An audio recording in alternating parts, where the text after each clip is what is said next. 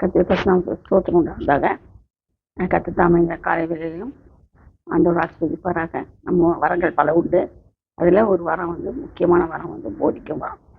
போதிக்க வரத்தை பற்றி இப்போ நம்ம பார்க்கலாம். அநேகருக்கு போதிப்பாங்க. அநேகருக்கு நிறைய போதனைக்குரிய தகுதி இருக்குது, போதிப்பாங்க நல்லா. ஆனால் வசனத்தின்படி போதிக்கணும், வார்த்தையை வைத்து போதிக்கணும். பைபிளுக்கு என்ன சொல்லப்பட்டிருக்குதோ அதை தான் நம்ம போதிக்கணும்.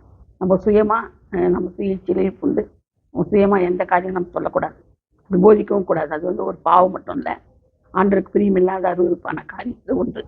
நான் இந்த போதனைன்றது போதிக்கிறதுக்கு நமக்கு ஆண்டோடைய அபிஷேகம் வேணும். அபிஷேகம் இருந்தால் தான் நம்மளால் போதிக்க முடியும். காரியங்களை மாறுதலாக முடிக்கிறவர் ஆண்டவர் தான். அதனால நம்ம என்ன செய்யணும்? போதிக்கும் வரத்தை நாடணும். நம்ம ஆண்டவர் கேட்கணும், ஆண்டவரே போதிக்கிற வரத்தை கொடுங்கப்பா, ஞானத்தை தாங்க, அறிவை தாங்க, கிருபையை தாங்கன்னு சொல்லி நம்ம ஆண்டவர்கிட்ட கேட்கும் போது நமக்கு ஆண்டவர் செய்கிறாரு, போதிக்கு வரத்தை கொடுக்குறாரு.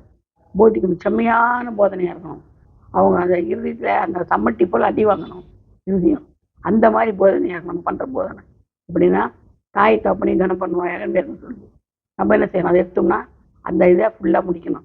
தாய் தப்பனை கனம் பண்ணணும், ஏன் பண்ணணும், எதுக்கு பண்ணணும், பண்ணலைன்னா என்ன, இதெல்லாம் தொடர்ந்து நம்ம பண்ணும்போது அவங்க கேட்குறவங்களுக்கும் நமக்கு என்ன செய்யும், பார்க்குறவங்களுக்கும் கேட்குறவங்களுக்கும் அது உரிமையாக எடுத்துக்கொள்வாங்க. அவங்க அப்போ தாய் தப்பையும் கனம் பண்ணுவாங்க. ஏன்னா தாய் தப்பனை கனம் பண்ண அவங்க ஆயுஷ் பெருகம்னு சொல்கிறாங்க. பெருகம்னு சொல்லப்பட்டிருக்கு வேதத்தில். அது மட்டும் இல்லை, தாய் தப்பனை கனம் பண்ணலைன்னா காக்கை குஞ்சு கழுகு குஞ்சு கண்ணை பிடுங்கன்னு சொல்லப்பட்டிருக்குது. அதனால் இப்போ பெற்றோர்கள் என்ன செய்யக்கூடாதுமோ, இதை செய்யக்கூடாது. அவங்கள அடிக்கக்கூடாது. அவங்கள அன்பாக நேசித்து பார்க்கணும். ஏன்னா நம்ம பெற்றவங்க அவங்க, கடவுளுக்கு அடுத்து அவங்க தான் நம்மளுக்கு எல்லாமே. அதனால நம்ம என்ன செய்யணும்?